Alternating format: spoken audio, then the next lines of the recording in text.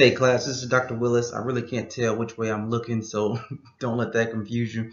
But I wanted to log on really quick just to go through this Module 4 discussion board and give you a few tips on how to create your initial post. I've had a few people email me that were a little confused, so we're going to go through the questions and kind of give you some basic ideas on how to post in this discussion board. All right, so the question, compare academic research with everyday web searching. How is the process similar to searches you have conducted in the past? How is it different from everyday searches? Question, period. To wrap up your post, describe your process for searching and whether or not it changes when conducting academic research. All right, so let's break this down. I would ask you to compare and contrast. So the first thing you want to do is talk yourself through the differences. Does one require more focus mentally than the other? So does doing an academic search require a little more focus than, let's say, doing a general Google search? Is there a level do you have to prepare yourself mentally when you're looking for scholarly research? Is there any difference there? So that could be one area how you approach it. Or is there a strategy in the wording you place in the search bar? So when I'm just casually searching, am I thinking of a strategy?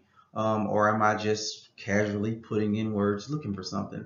Or when I research for academic sources, am I being specific and strategic in how I actually go about putting those words in the search tool? And lastly, is there a particular search engine that you use? Do you go to Google Scholar, or are you using Bing, Yahoo? It just depends. Does any of those things change? All right. Now the next thing, the question asks you specifically, how do you search for different research resources? So first thing, what are your general everyday web search methods? How do you generally, whenever you're just casually going through, how do you search for something on the web? Is there something specific that you do? The next thing, are you passive? Are there any thoughts involved, or are you an active searcher? Do you strategically put something in exactly what you're looking for? So these are some things you can look at. Is your wording random or is it focused? So basically, how do you search? This is individualizing the question. What do you do? Um, and lastly, does this change when you're searching for academic resources?